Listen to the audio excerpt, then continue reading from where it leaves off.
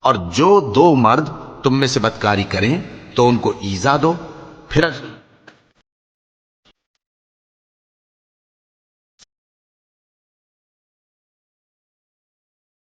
اللہ انہی لوگوں کی توبہ قبول فرماتا ہے جو نادانی سے بری حرکت کر بیٹھتے ہیں۔